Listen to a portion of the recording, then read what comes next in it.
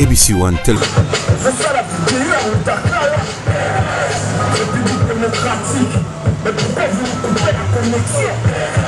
Connexion macroéconomique. Mais on peut aller à social. C'est la vérité. C'est qui n'a considéré la monnaie. Voilà. Dans la vérité. C'est qui n'a considéré la peuple. Dans le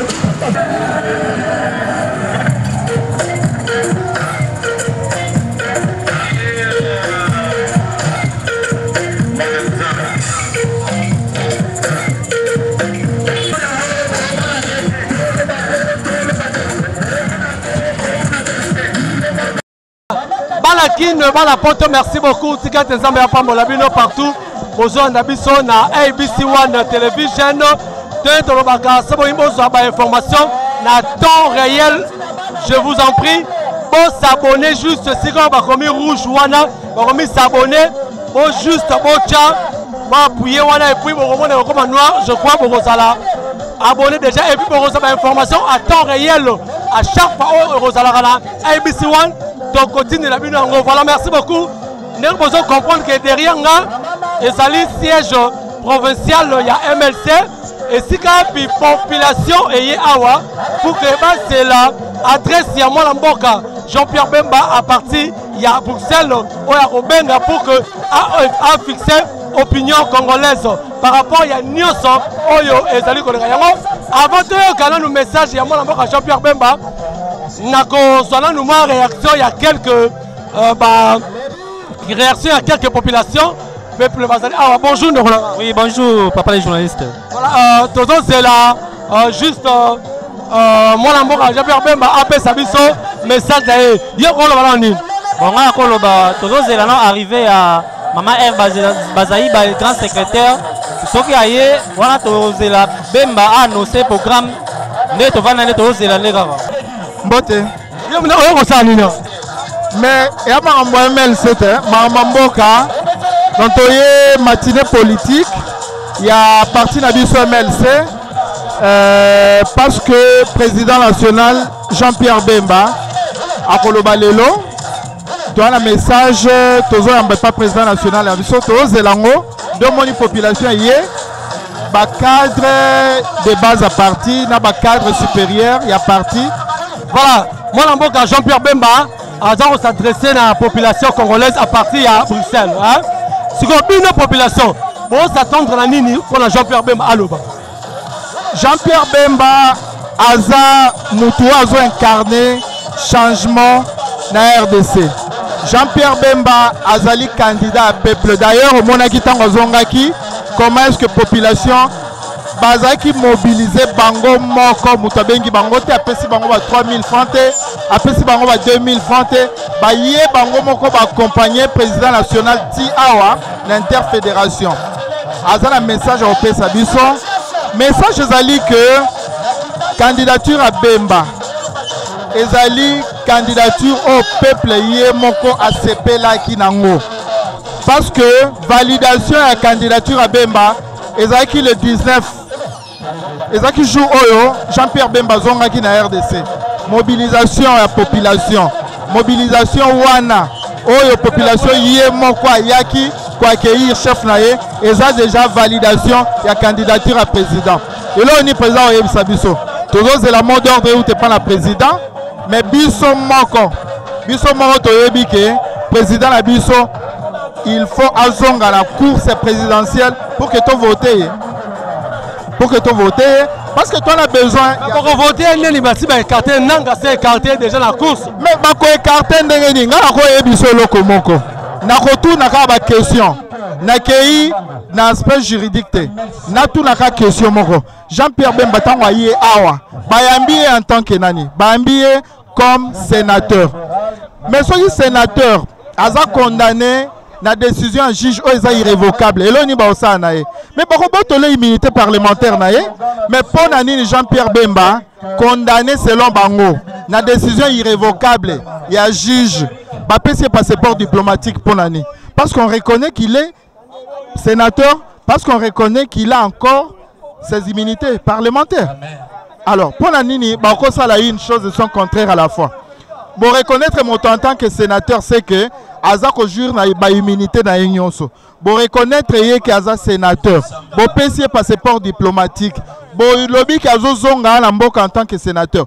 Mais il faut sukoyo ba reconnaître candidature parce qu'il n'a pas été condamné par une décision irrévocable. D'ailleurs, que Mona, le 19 je crois, ce pays a prononcé qu'on rendre verdict le 17 plutôt que Jean-Pierre Bemba a condamné la décision irrévocable et puis a interjecté appel et puis a épuisé son recours parce que déjà tous a la possibilité il est condamné d'un an sans application de peine de subordination. Oui, il est condamné d'un an, mais sa condamnation, il y a juge. Au moins, il a condamné qui procureur à requérir 5 ans. Juge a condamné na 1 an. Puis à fouta 300 000 euros. Procureur a qui d'accord. Procureur a interjecté appel. Il a condamné. Maintenant, il a interjecté appel. Et puis tu as la révision. Possibilité de tu la révision. Mais yo mutu oyo bo reconnaître que Aïba quitté, Aboma quitté, Asala qui bo été. Bon condamné qui a corrompu qui comment. Mutu oyo bo solo ke akota ki na ndaku oyo ko yibate, asota ki murte. Ndeni bolo ba ki akota na lupango. Non, il y a akota quitté, Aïba quitté. Télévision za katanda ko wana mutu o Aïba ki ngo za yete. Mais ndeni bolo ba ki akota yi asotaki mur. D'accord, merci beaucoup Malambo Kanzama Pambolayo. Je crois, voilà, tout le monde c'est vrai. Oyo Sani. Na cadre MLC, na encourager président na rapona koyoka message na ye. Pour la royaume, c'est tous ceux qui luttent contre Bemba, pour lutter contre le vanté. Les juges de la Cour constitutionnelle, je vais vous dire l'histoire, mes chers Bandeko, vous avez manqué une occasion de vous taire. Parce que il lobé là bolobaki, ça nous a ridiculé. Bemba le couple de Congolais a dominé ce pays. Mais Bino, vous avez manqué une occasion de vous taire en disant n'importe quoi pour faire Mandela, qui a dit notre Mandela c'est Jean-Pierre Bemba. Rien ne se fera sans lui. Un jour, il dominera ce pays. Boligaté. Bino Batoki manquait l'occasion de vous taire. Ma politicien congolais, taisez-vous, un peu de dignité, s'il vous plaît. Merci. Voilà, en fait, c'est bien. Alors, toujours c'est l'adresse, il y a Jean-Pierre Bemba dans quelques minutes. Qu'est-ce que vous attendez de lui? Pour Nini, pour eux, le peuple congolais, ça va fixer. Aroyem Samson Bemba, c'est un patriote. Makabaroyem Samson, ce sera pour le bien du Congo et nous allons le suivre. Nous avons entendu pendant 10 ans. Qu'est-ce que vous croyez? Que le petit représentant de ces pays au Congo, non, nous entendons l'homme que tout le monde attend et qui dirigera ce pays que nous remonterons. Donc on s'est là et on suivre. Nous ne peut pas faire beaucoup de commentaires. Merci. Merci beaucoup. Voilà, merci. Je crois, mesdames et messieurs, vous avez compris que Toza Awana, c'est le professeur MLC. Et c'est la population de la juste adresse, il y a président national Jean-Pierre Bemba, le sénateur Jean-Pierre Bemba Gombo. Je crois, dans une des commissions, bonjour, Ndorunanga. Bonjour. Alors, ça se passe là, message à le sénateur Jean-Pierre Bemba, le président Olobini. D'abord, en tant que représentant, il y a Jean-Pierre Bemba na kati ya commune politique à Lingwala, parce que il y a président communal à Lingwala. Et ça une grande satisfaction. Il y a Koyoka Mokonzi Nabiso, président, le sénateur Jean-Pierre Bemba, a adressé un message pour Nabiso. Donc, ils allaient vraiment, tous les langues avec beaucoup de satisfaction. Raison pour laquelle Toye Awapo Toyoka Onini a Koyeb Sabiso. Mais voyez, dans quelques minutes, je crois que Roland a un message à sénateur Jean-Pierre Bemba à partir de Bruxelles. Mais voyez, mon amour Jean-Pierre Bemba a déjà écarté la course. Et puis, donc, le 23 octobre, c'est déjà mon amour Jean-Pierre Bemba. Est-ce que vous croyez que nous voyons masse, mais nous n'y motivé, nous voyons masse, mais pour Hollanda, est-ce que ça va changer quoi? Non, ça dit. Comment on a battu Boé? C'est-à-dire, Ezali, preuve et attachement au Congolais, Bazakanango, na sénateur Jean-Pierre Bemba.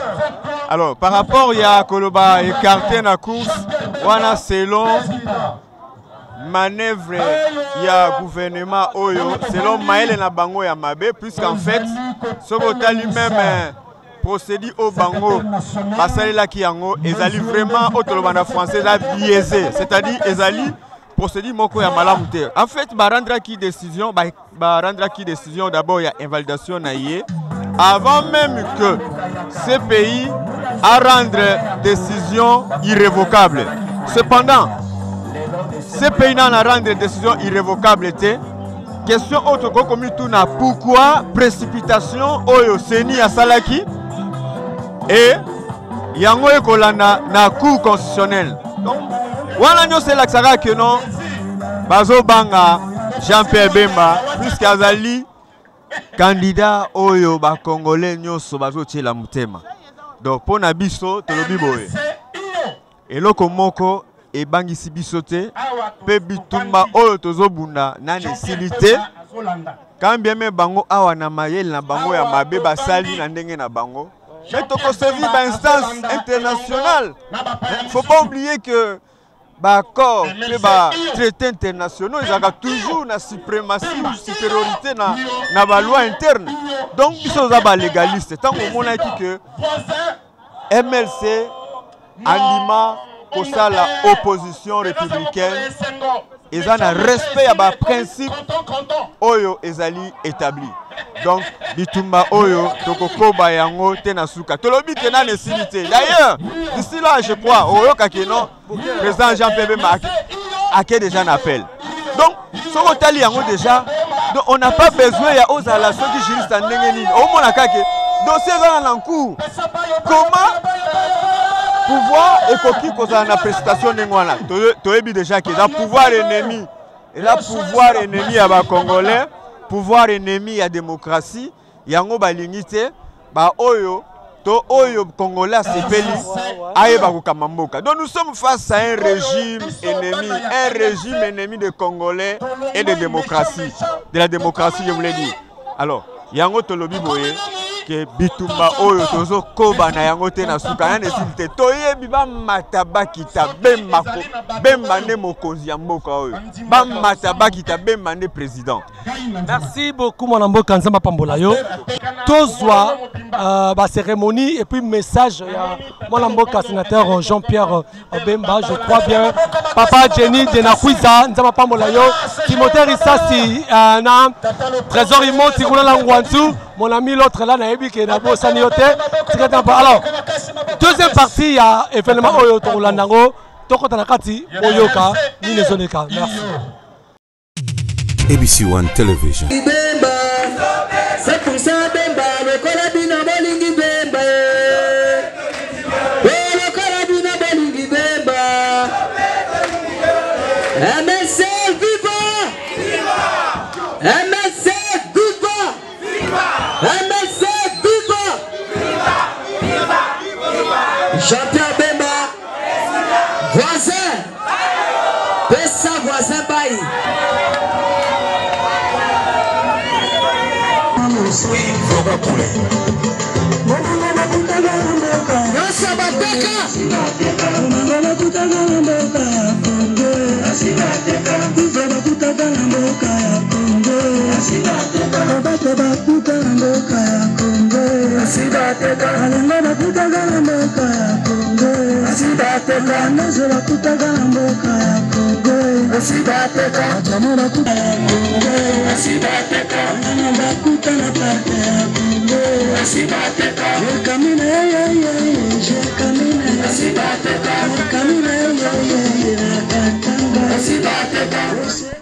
Ok, na pesi susu ba maman ba tata ba ndeko mbote na bido nyoso na lingina lo baboyi. Situation ezali koleka na mboka na biso esengli to zala vigilant to fungola miso. Tozokene na maponami biso nyoso tu na MLC toza na posa na maponami.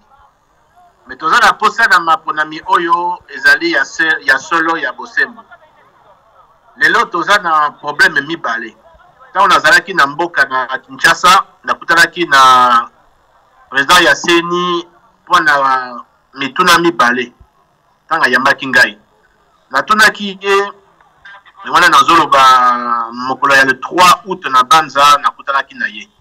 na tuna situation oyo ya machine wana tosalaka essai na machine na ye machine wana mpona kosala opération ezwi plus de 12 minutes nakataki yango nalobi bon napesi yo même 6 minutes mpona opération moko parce que moto nyonso tout il faut ayeba kotala na kati na machine wana candidat na ye oyo azali na kati na machine wana toye kokabola sikoyo toyokani na bi bon na kokata lisusu 6 minutes lobake opération moko ezwi ngai 3 minutes soki sikoyo tokamati 3 minutes ça veut dire que na heure moko na ngonga moko ekosala bato tukumi balende bakoyeba koleka na journée moko ekokoma 220 sikoyo natuni ye soki na ba bureau de vote tozali plus de 600 na 800 personnes 400 oyo batikali 600 batikali wana bakovote wapi est-ce que omoni te ekokoze problème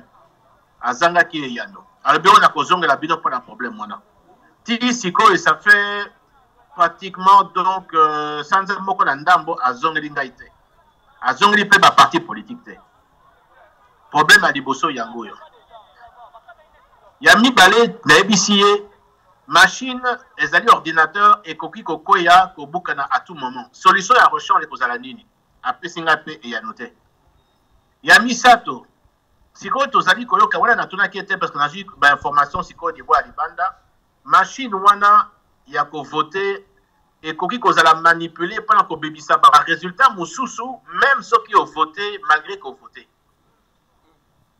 yango oyo biso tolobi na opposition que toboy système ya machine wana ya mibale natuni ye situation ya ba 6 millions plus de 6 millions ya ba votant oyo baza na empreinte digitale te omoni yango ndenge nini lelo nakokolobaka akosaki ngai abi no eza ba erreur oyo tosalaki omoni eza na bato mosusu ba empreinte digitale eza komona na malamu te wana namoni sikoyo eza lokuta mpona ngai na conclusion na ngai babongisi sikoyo 6 millions wana mpona bayeba kolekisa moto na bango or biso tolobi ke tolingi maponami ezala oyo ya solo oyo ya bosembo tolingi te ke bakosa biso tokende na maponami epe résultat mosusu eye kobima lisusu na suka na vote contrairement na volonté ya peuple volonté ya population yango nalobi na bandeko na biso il faut tofungola miso mpona toyebisa na gouvernement na seni opposition mobimba tokoki kondima te ke baya kokosa biso na baresultat ya bavote il faut to signifier le 29 réunion ya monene ya opposition ezali na kati na kimia conformément ya constitution tokosenga na ba seni que il faut que machine wana batikango il faut que ba liste ya ba lecteurs ba 6 millions de lecteurs wana il faut ba annuler yango ba boyango tokoki kondima te tokele na maponami na ba condition wana soki tokei bozala sûr que résultat ekobima wana essayer bani. C'est comme ça que basali baje pa balongola bato oyo ya opposition basali makasi lokola balongoli komo na ngai boyebi tina nini balongoli komo na ngai bayebaki que soki nakei na maponami c'est sûr tokoya koganye lisusu basali baje na bango pa balongola ngai likambo te mais soki tokei na maponami esengeli maponami wana ezala ya bosembo ezala ya solo niveau ya opposition nazwi ba contact na ba responsable nyonso ya opposition naza na contact na bango esengeli mikolo yo toyokana mpona kobimisa candidat moko candidat wana biso nyonso tokoapuye ye tokozala ba accord na candidat wana mpona toyeba comment soki totie ye comment tokozongela na un pays na mboka ezala démocratique oyo libertation ezali mais lelo kokali na maponami na ba situation mibale wana ezala machine à voter eza ya lokuta ozala ba faux liste ya ba électeurs RTNC ezali RTNC ya ministre ya information Mutumoko te akoi kokota na immeuble pour aloba. Ce n'est pas normal. RTNC ezali ya bisonyo sote eza peuple congolais. Bango bakamati yango lokola instrument ya bango moko. Ce n'est pas normal. Toujours que na maponami bato mususu bakangami bazana boloko. Ba leader politique mususu bazana boloko. Ce n'est pas normal. Ba Mayombo, ba Muyambo bazali wana Jongo pe azali wana na ba dekola biso pe ba mususu bazali pe wana. Ce n'est pas normal que batika na boloko.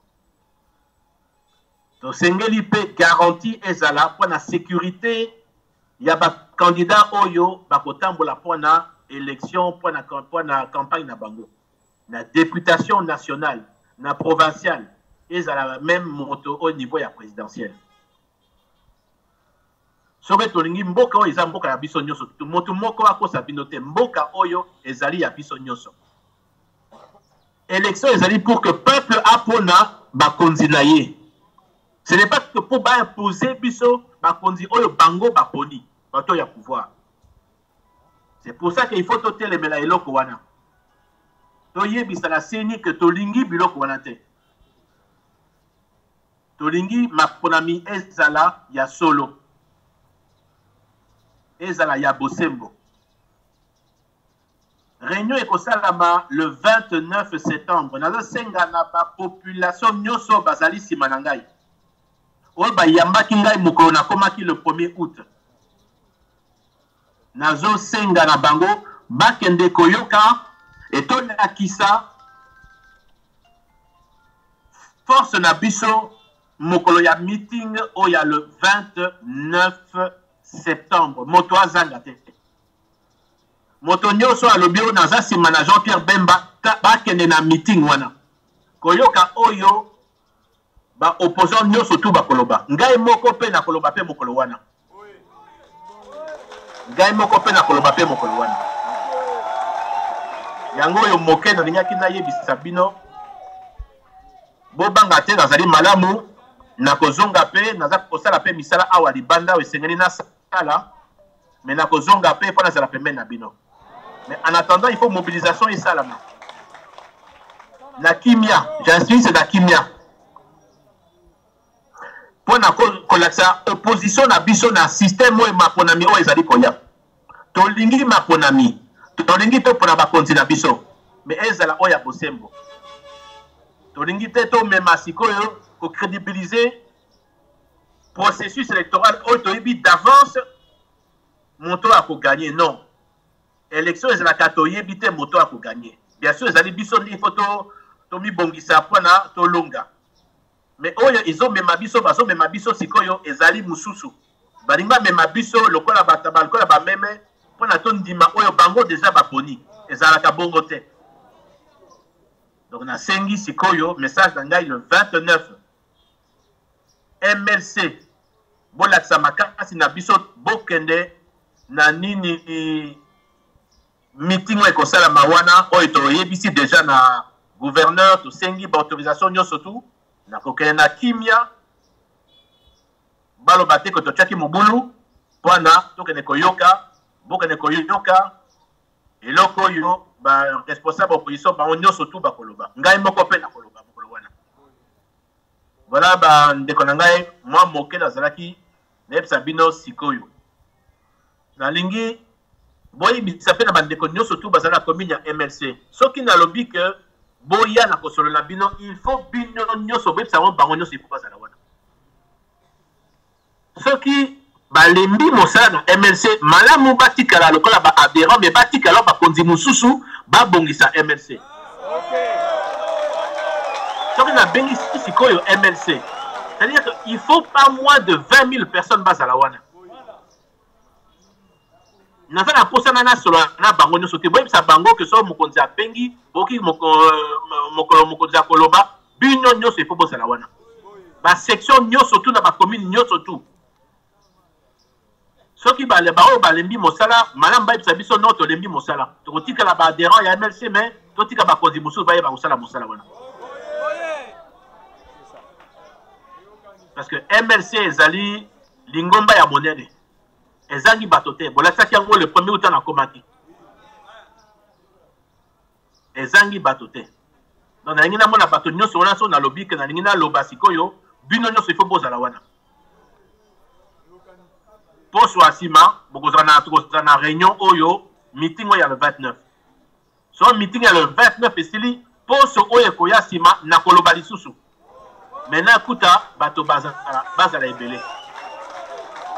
J'espère que boyoki ngai. MLC na ba liste ya seni oyo bimi tozali le premier parti avec le plus grand nombre ya ba députés oyo to présenter to lati to sengi ba candidat nyonso sur l'étendue du territoire. To lati tozali le premier parti le plus représenté na kati na territoire ya RDC. Soki mokonzi na MLC a bengisi réunion na ngina mona que bino nyonso bozali wana. Parce que vraiment, to zangi batoteo bazasi manangai, surtout à la capitale à Kinshasa. Donc, même ça balinga nyo surtout que ce qui n'a bengi si réunion, bino nyoso il faut poser la wana.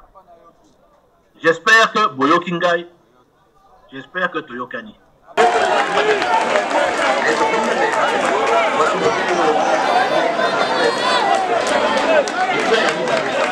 Ezali Sangomigi, Toyoki président, Sikasikoyo Tokangi, relation. Il y a information entre Bissona président, à couper sa information, information, peut-être qu'on mobilise masse surtout congolaise, de façon que tous à la prêt pour que toi affronter échéance électorale, non seulement échéance électorale, mais tous à la très vigilant na pouvoir, parce que bazolinga ba tripatouiller, ba falsifier, ba ça la hold-up électoral et tokolonga te président la Moussibiso. Le quoi y a la Moussibiso boye et Zamalamu et l'ingola accepté président Jean-Pierre Bemba na population congolaise plus particulièrement militaire MLC tozali unis et sika moko message wana ezali kobota mbuma to utia wa koyoka masolo ya président ye muto abengaki biso po asolola na biso mais alobi alingi bato bazala ebele po tango baye baza koyoka bakende nango ezate bato baye muke bayoki pe bakei kopesa sango ya lokuta il veut que mutu nyonso ayoka masolo wana na ndenge bayambaki tango ayaki alingi ke nombre wana etikala message apesi biso eza réarmement moral alobi na biso tozala makasi totelema makasi toza parti politique ya liboso na RDC parce que to aligné nombre ya ba candidats koleka ba parti nyonso. Nous sommes restés le plus grand parti politique, nous devons demeurer forts. Et là, biso yango wana.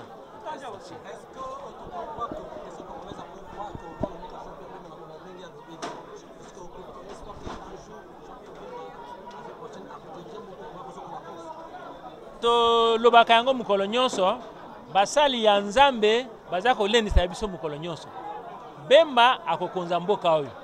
Mukolo nini nzela nini Nzambe nde ayebi me Bemba akokonza mboka oyo. Masolo tukolana bino yango wana. ABC1 Television. ABC1 Television. Le leader en actualité.